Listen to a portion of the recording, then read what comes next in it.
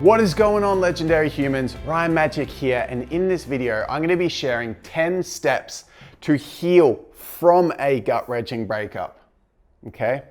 Now, if you're new to this channel, make sure you click the subscribe button so you stay in touch for the rest of the videos. Let's get into the topic for today. So, I went through a breakup 11 months ago, and it was the most difficult breakup that I've gone through because it was the one that I felt the most amazing, the relationship that I had the most hope for out of all the relationships that I'd had up until that point. I love this person to bits, and I know we love anyone we get in a relationship with, but it was so difficult to heal from this. There was so much pain, there was so much, but it was also the most amazing healing process that I'd been through. And so my invitation to you guys today is to take the empowering road in the recovery from this breakup, not even the recovery to get back to standard, but seeing it as evolution. And I'm going to explain how, but I'm going to pre-frame that this is such a tough topic. And if out of all these videos that I do, this is one that is so close to my heart. And I'm just going to pre-frame that all the steps are important in this. So it's like a progressive, I've put these in order, chronological order from what to do right at the start, what you need to do to get through the whole process. And I promise that if you take these steps, it will help, but it's not going to be easy to do it, but it will get you to the most amazing point you've ever been at in your entire life from this, okay? And you're also going to be able to attract the most amazing partner ever through this process as well. So we're going to go through these step by step. Let's just get into it because there's a lot to go through here. And massive hats off to you for being here and looking for answers. And if you stay through to the end of the video, I mean, you're just going to get so much from this. And I just got so much props, so much props. All right, first one. Permission to grieve. Permission to grieve, and I want you to understand something. So, whoa. You need to feel it to heal it. Because society doesn't really have a very solid grasp on emotions, it's not taught in school. People don't know what to think of it, especially with masculinity. Even worse, it's feelings not really celebrated or taught or held space for. We don't really know what to, I certainly didn't, know what to think and feel about emotions. But it's actually the ticket to healing. And that's why that quote's so helpful. You have to feel it to heal it. Now, you're going to have so much emotion that comes up from this. The question is, when will you give yourself permission for it to come up? Now, in this last breakup, again, 11 months ago, I had so much emotion come up, and I honestly grieved the last 3 breakups that I went through, okay? And just to be very clear as well, even if you are the one that ends a relationship, there's still an enormous amount, like you didn't get dumped, so to speak. Maybe you did, but even if you didn't, there's still so much emotion to ending the chapter of the closest relationship you experience in your life. The closest form of unity to separate that is gut-wrenching. That's why it's gut-wrenching breakup, okay? But when I went through this process, I literally grieved the last 3 breakups. And what often happens, and this is true, but it's not always the case. Men usually suppress the grieving for 4 to 6 weeks. Sometimes longer, sometimes they stuff it down for years, but usually it doesn't come out straight away because often in the way that we've just been taught to cope through life as kids with the man up idea, it's stuffed down. And it takes 4 to 6 weeks often for men to start to grieve. I'm going to suggest that the sooner you start grieving, the better. And I've got a tip for how to do it. There's 2 tips. One is sad music and a timer. Okay, this is interesting. Give yourself permission to grieve, but it works so if let's say, for example, you still got to function. I still had to function going through this, and sometimes I didn't even feel like I could get out of bed, but I still had to function. So what I would do is realize that once the emotion passes, I feel completely different. So when you feel stuck, anxious, there's all this emotion in you and it's not out. We feel terrible. Once it's out, how do you feel? We feel great. But to get to that point, we have to give it permission to move, to flow out. And so putting a timer on and saying, cool, I've got 10 minutes. Sad music, I'm gonna give myself 10 minutes of grieving. You might not use the whole 10 minutes, but at least 10 minutes to put on the sad music, and you literally encourage it, celebrate it, feel it to heal it, let it flow. And doing that gives it permission to move. But then when the timer goes off, you say, okay, cool, that's enough grieving for now, and you get on to what you want. But you choose the time. You might give yourself a whole day, timer for 6 hours. You might give yourself an hour. You might give yourself 5 minutes because that's all you've got. It's a lunch break at work and you're in the toilets. It's whatever you need and whatever's practical for where you're at. But the idea of full permission, no judgment, no shaming of the emotion, but when the timer's up, you move forward. Such a helpful way. And what you need to understand is that this grieving is such an ongoing process. It's not just going to be like, oh, I cried it out today, I'm done. It's going to pop up again. And then 3 months later, when you bump into your partner, it's going to come up again. And then you hear the songs that you used to listen to, and it's going to come up again. And that's normal, it's healthy, and it's important to look at it that way. This is like a pre-frame step because the other ones are very practical, and there's a series of exercises, practical activities I'm going to encourage, but this is just mandatory, and I needed to know this myself because it wasn't just common sense for me. I didn't think, I was just like, the less affected by it I am, the stronger I am. It means that I'm more powerful. It means that I'm not as weak, because these are the things I was used to judge myself for. If I'm feeling emotion, it shows the vulnerability of my weakness, but the acceptance of your own vulnerability is strength. So owning this is important. So that's enough on that point. It's a pre-frame. This one's really important. So I really enjoy doing this because I know how important this is going to be for you guys, and I know how important it was for me. Seek helpful help. What do you mean helpful help? Let me ask you this. Have you ever just felt like you're an absolute mess and you ask somebody for help, and what they do in response to you asking for that, them trying to help, makes it worse?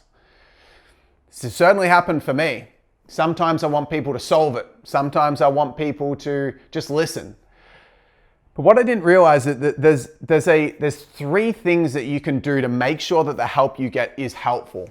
And these are the steps. You know what? I'm going to shorten it to 2. No, I'm going to keep it 3.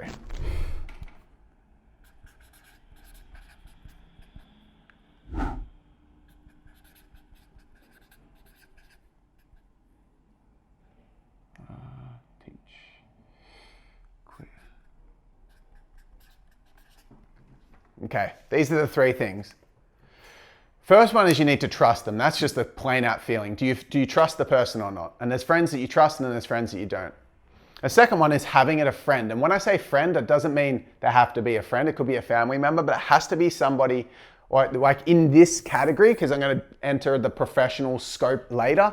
But in terms of seeking helpful help, I'm talking about leaning on people in your personal and social sphere and circles, okay?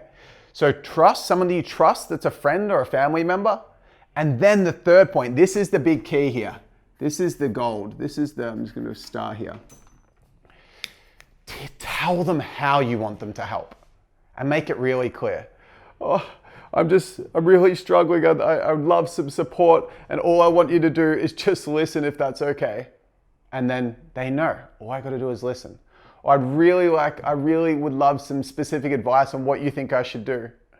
Then they understand. I don't just want you to listen. And it might feel like, because usually in society, again, in this vulnerability phase, we feel so fragile that sometimes it's the hardest time to ask for help, let alone give specific directives on how you want the help. But it's gonna keep you safe. And what I wanna pre-frame is that, and just emphasize, is that the more that you can direct, the more willing you're gonna be to get help, and then you're not gonna be stuck in this frozen mode of like, this has just made it worse, or I feel worse now than I did before. It's gonna help so much. So seek helpful help. Trust friends and teach them, like tell them, hey, this is how I want help. And one day it might be just to listen. The other time I just want to hug and not to talk at all.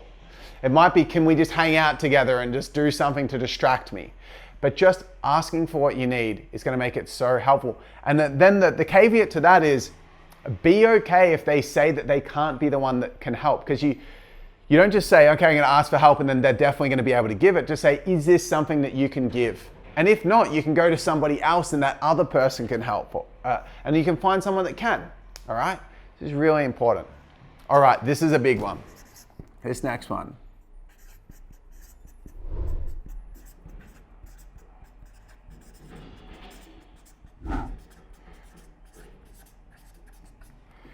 See it as a breakthrough.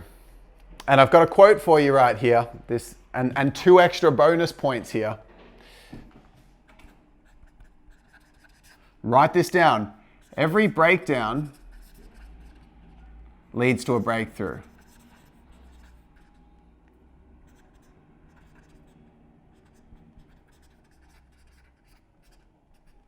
Every breakdown leads to a breakthrough. Let me ask you, have you ever had something that happened in your life that hasn't made you stronger? Like there's some kind of thing that was resistance with or challenge with. At the time, it's like, this is the worst.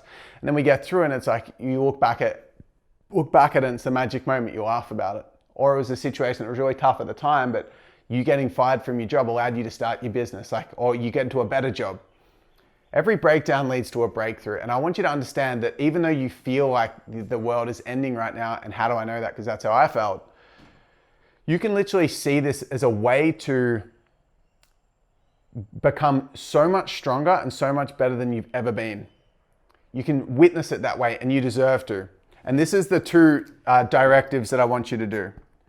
One is I want you to see it as like internal growth. That's the first opportunity to break through from this. You can grow yourself internally. You can find out so much about you. You can get better at expressing yourself. You can see the gaps in the relationship. You can know how you can improve yourself. You have time to find who you were. So all the time we lose ourselves in a relationship. And because we're trying to get that balance right. We're trying to help them and be around them, and we're trying to, meet their needs and surrender ours, and we can lose ourselves in that. This is a chance to grow yourself, and secondly, follow your bliss. I know it's not going to make up for the loneliness of like, yeah, great, I get to do the things I love alone. Sure, that's there, but you're not just doing it so you feel so good and life's so much better now in this grieving process, because it's not going to feel that way. But by following your bliss and growing internally, you're becoming more of who you are so that you can find yourself again and be more ready for the next partner. More ready, stronger, and you can attract someone that's even more aligned for you. And we'll go into that more soon, but just this is a decision. This is a decision. You can literally write it up on the wall.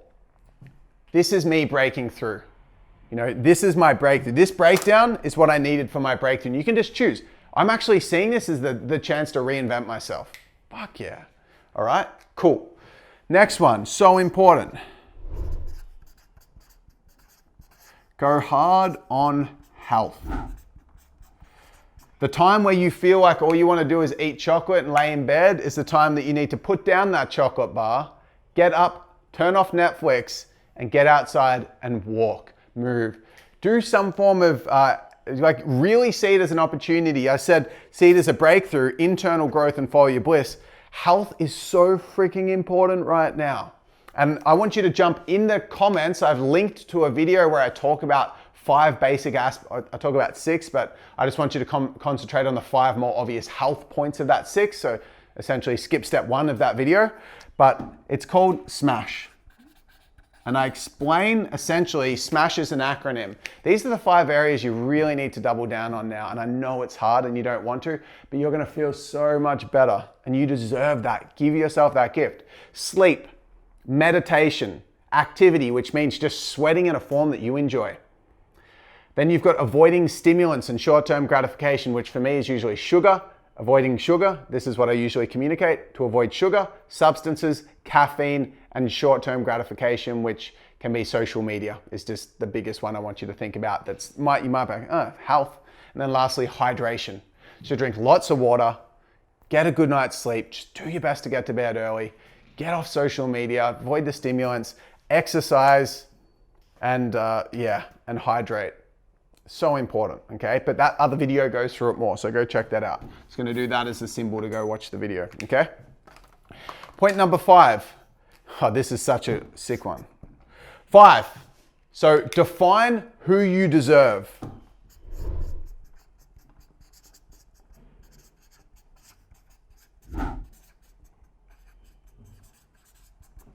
Now, I'm gonna be very clear here. This is about figuring out who's next in your relationship. But, it's not to say that the other person was worse than who you're gonna meet in the future. Everyone does the best that they can. We're not going, oh, I'm gonna find someone better than him. That guy was a jerk, or that girl was a bitch, or whatever. No. Deserve meaning you just separate your ex from the picture. You deserve to be with someone that's the best fit for you possible. And if you broke up with your ex, they're not the best fit for you. And you deserve to be with the most aligned person. So there's 2 things that I'm gonna share here. And one is, and I'm gonna link you to a video that talks about finding your dream partner. And there's one point in there that I want you to check out, which is understanding your wants versus your needs, okay? Wants versus needs video. Again, another arrow, go check that out. But essentially that's and this is the perfect time to go, okay, what didn't I like about that last relationship? Understanding that and understanding what you want now in the future, and not just what you want, but what you need, okay? And I in another video, I explain in depth about this, so go check that out. But I want you to understand this quote. You can't miss out on who was created for you.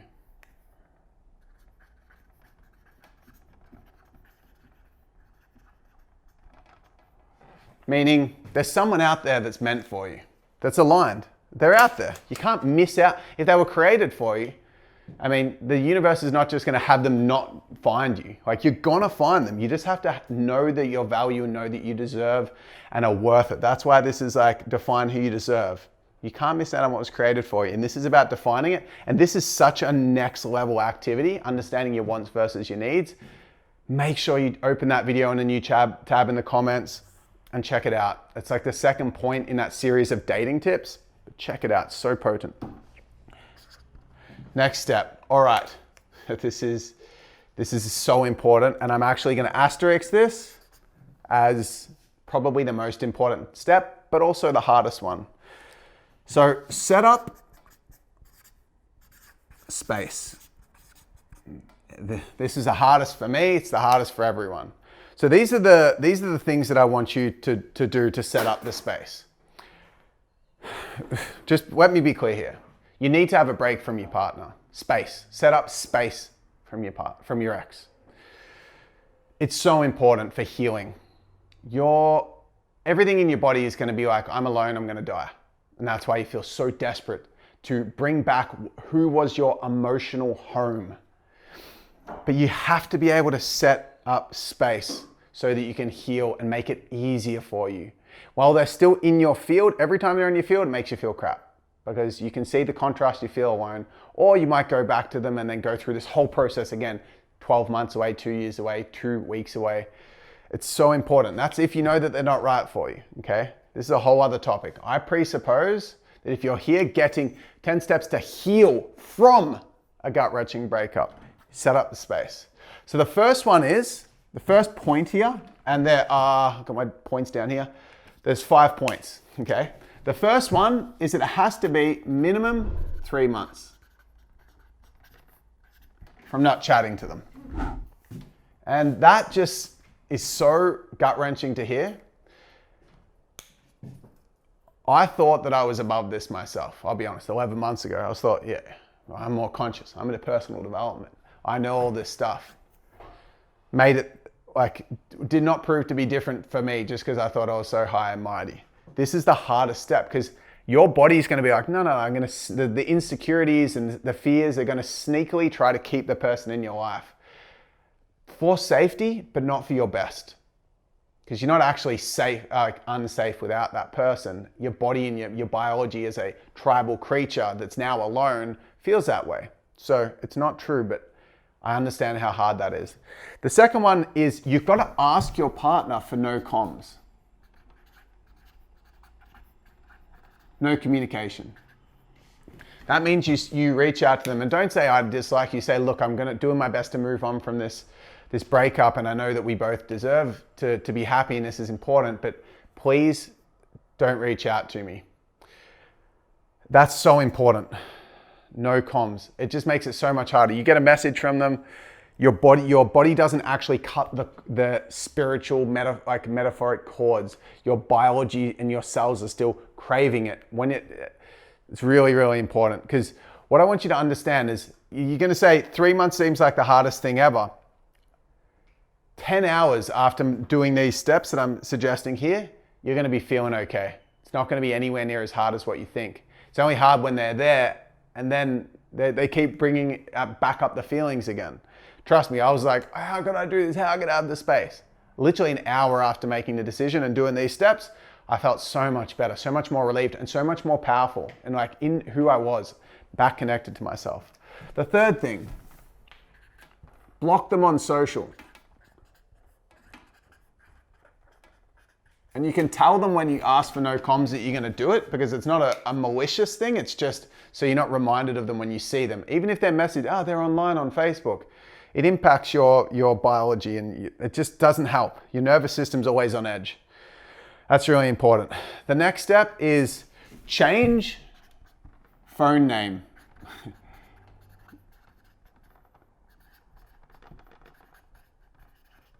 And what I mean is bae, love heart, sex bomb, love heart, titty babe is now out of the thing.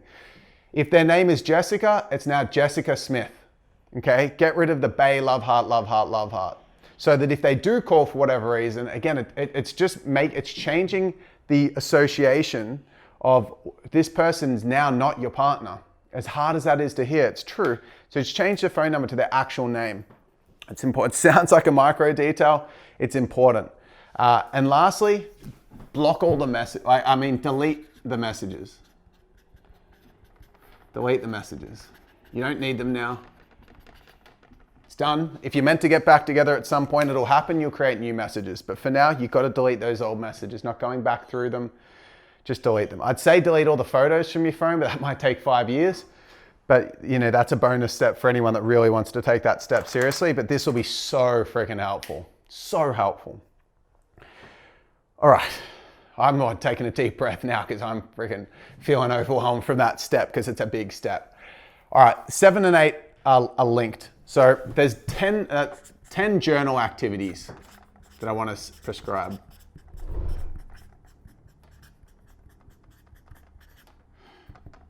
I just got to get the journal activity, so pause with me for 1 sec.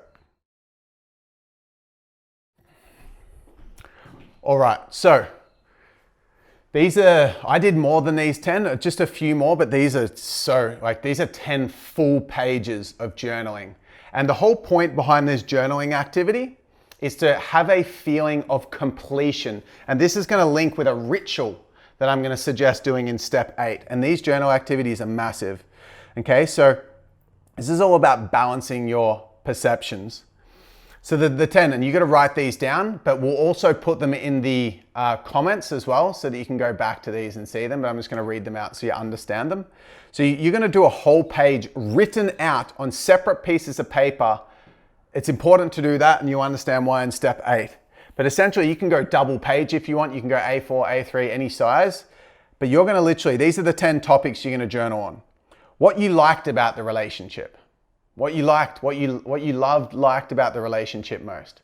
Then you're going to go to the second page and you're going to say what you disliked about the relationship the most.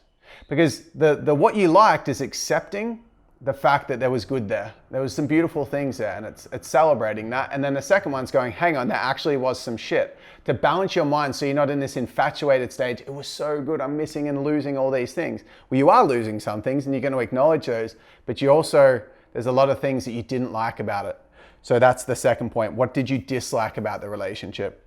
The third is, what did you like about that person? What did you like most about that person?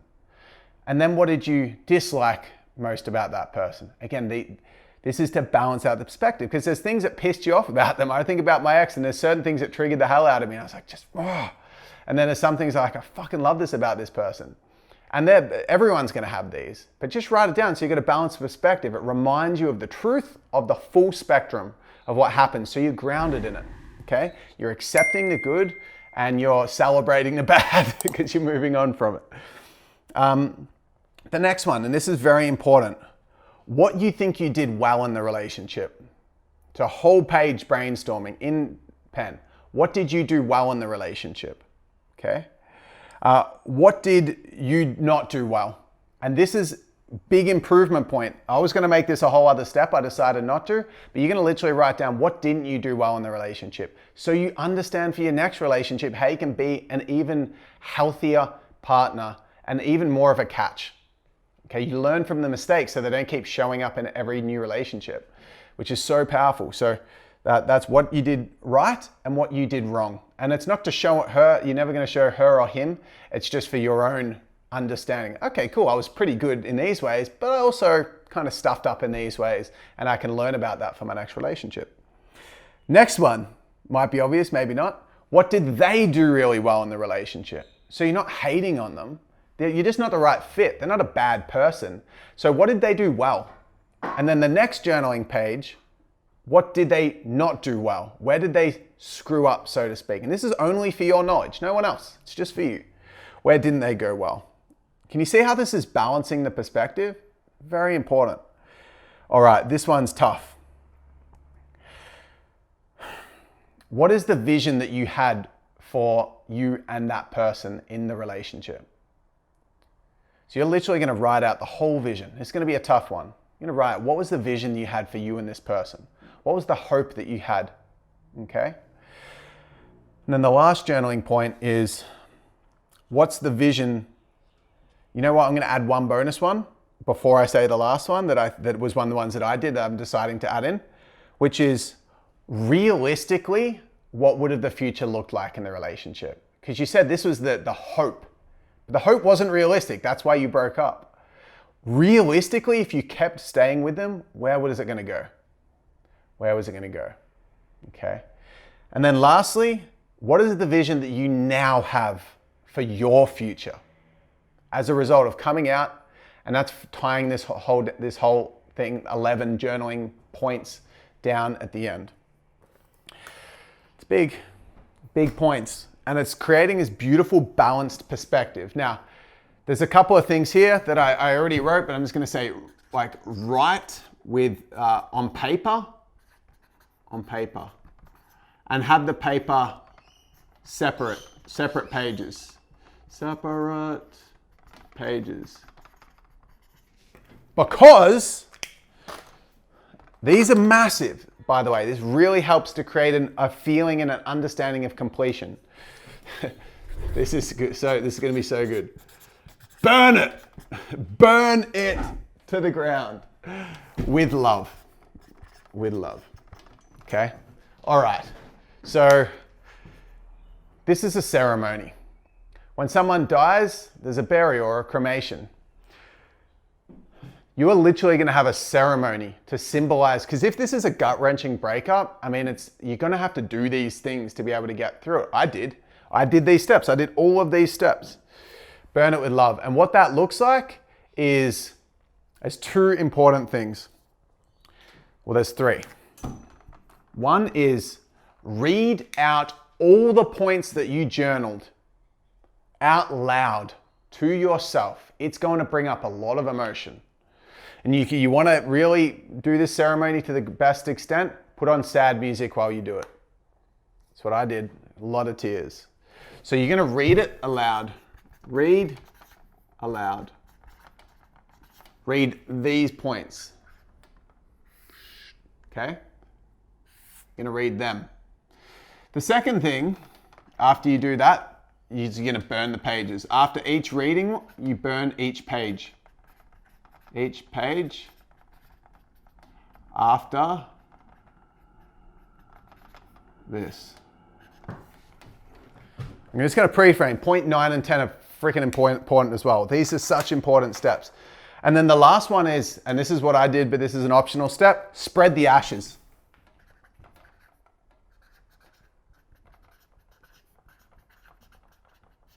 Spread the ashes. I literally burned all the pages in a saucepan, stacked it into a big glass jar, and I filled the entire jar because there were so many damn sheets that I'd written out. And then I went down to the beach where I used to play in the waves with my ex, and we always used to have a lot of fun there. And I celebrated, hey, this is what a beautiful chapter in my journey. I was sad, but I was also kind of like framing it as a celebration. What a beautiful chapter. And I'm complete, I understand the good and the bad. And now I know where I'm moving into the future, especially after you do step 5, defining who you deserve. It's going to help so much with the completion. And then you're going to do that ceremony. So beautiful. So this is a special ceremony, this one. All right, 9. This is big, big.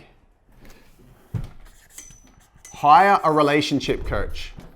No, not to get back with the person, for you. And then minimum 8 weeks. Work with them. I'm going to say weekly sessions. Why would I work with a relationship coach when you just left the relationship? I've done this in the last 2 relationships that I broke up. First thing I did, hire a relationship coach, because I was like, I love myself enough to know that I need support. But what I wanted to hire the relationship for specifically at the time, which a part of it was insecurity, was to improve on the things that I didn't get right, so I could learn from the relationship and then become more ready to receive the next partner. Because for me, having a partner is a big deal. I really like having a partner. I've stayed single on purpose for a period of time to heal that desperation to be in a relationship. But that was part of where it came from. But that's why I want you to do it as well. I want you to do it to learn, to be able to speak about the dynamic that you had in the past relationship with this coach, to learn about the mistakes that you made and the dysfunction of your past relationship, so you can carry a more healthy, rounded way of showing up in a relationship in your next one, okay? This is massive, but it's not just about learning from the last one. It's about then learning how to become better for the next one and learning new concepts to be even better in a relationship. Not to then go back to your partner and be like, we could have done all this. But so the person that you're most aligned with, the next one, and you have no idea where they're going to come in, they're going to pop in out of nowhere, you're ready for them. And the most important reason for this is to give yourself the support. You deserve it. You deserve the support. And this is going to give you so much support. You're not even going to understand how much. I worked with my relationship coach for 5 months, I think. Even more, like maybe 7 months or so. I worked with a relationship coach after my last breakup. 8 months. I'm going to say 8 months. Maybe more. Literally, I worked for a long time. And I got so much from that. And you guys can tell from my YouTube channel, I know a lot about this stuff, and I've done so much legitimate embodiment work on myself, and I still got so much from it, okay? Please give yourself that gift. Please give yourself that gift. All right. Okay. This last step is important. Radical self-compassion. Compassion. Radical self-compassion. And this is the message that I have for you. When people break up and you're feeling that part of your body that feels lonely, like you're going to die, you're going to do some weird stuff. It was funny. I was talking with my ex at one point because this whole have the 3-month, where is here, the 3 months, set up space. I didn't do that at the start. It took me a bunch of suffering, and then I was like, okay, now I'll set it up. And I wish I'd done it right from the start. It would have made it a million times easier. But I was chatting to my ex, and she was having a really tough time about the breakup, and I was kind of comforting her. And then she mentioned something weird that she did. Like she would rock up in the area that I had moved to and just go to the shopping center there, hoping that we'd bump into each other, right? And I said, well, when you were at my house doing a coaching session in another room, I was listening into the call because I was nervous that coach was going to give her tips not to speak to me anymore. And I was just like listening. I felt like the biggest loser, like such a creep listening in, like, what are you doing, you stalker? But it's weird. It's weird shit that people do when they break up. So you're gonna do weird stuff. And that's just us. Like, everyone's gonna do their own weird stuff. Like, this is gonna sound really crazy, but you might do something and a bit weird and sexual. You might do some dirty shit, like jerk off to old pictures of your ex, all sorts of stuff. I'm here to say, as a human being, that it's all okay unless it physically hurts someone or breaks the law. If you physically, you're like, I'm so angry, and you start punching old ladies in the face, not cool. But other than that, you're sweet. You got to be so compassionate. Because I'm saying, go hard on your health. But if you binge eat in an afternoon because you're like just filling that void, don't shame yourself. It's normal. I did things like that as well. You set these as the priorities and do the best you can with these, but please give yourself that radical self-compassion. It is so normal to be a weirdo and do weird stuff because you're gonna be hurting like never before, and that's okay. It's normal, it's healthy. You're gonna find ways to cope that seem weird. Don't be hard on yourself, be compassionate. So let's summarize. Give yourself permission to grieve. You're gonna have to feel it to heal it. Timer it up. Seek helpful help. Speak to people that you trust for help that are social, and be clear about how you want the help. Do you just want them to listen, or do you want advice, or do you just want to hang out? See this whole time as a breakthrough. Every breakdown's a breakthrough, so see it as internal growth and following your bliss. Reinvent yourself. Just see this as that opportunity. Go hard on your health. It's so important. You're gonna feel so much more energized and able to handle the emotions. Define who you deserve. Go watch that other video on wants and needs in the comments. You can't miss out who you were created for. You're gonna find someone even more aligned for you, even more amazing subjectively. Not that your ex is anything wrong with them, but you're gonna find someone better for you. Set up space, 3-month minimum, and just get rid of any triggers of them, memory, like anything, just get it all out. Delete the messages, change the phone number to a normal thing, block them on social, and ask for the no comms, not in a rude way, in a kind way, because you need the space. Then, write out the 10 journaling activities. Say them out loud, burn them, spread the ashes. That's gonna be such a beautiful ceremony to move forward. Hire a relationship coach, minimum 8 weeks, and then radical self-compassion on all the weird stuff that you're gonna do. I did it, everyone does it. You're a human, it's okay, don't shame yourself. If you found this video valuable, drop us a like so other people can get this information. It is so helpful, but so hard. These are hard things to do. Kudos for you. If you got to this point, you rock. And if you haven't subscribed to the channel yet, click the subscribe button so you can keep watching the new videos that come out. It'll give you new ideas and new hope and staying on this journey of growth. Love you so much. You're doing such a great job. And jump in the comments. Is there anything else that you'd add to this? What would you add to this? Is there anything else you've done for yourself? Are there any follow-up questions? Or is there anything that you want to share that you really got from the video? I'd love to see that comment. Love you guys, and I'll see you in the next video. Oh.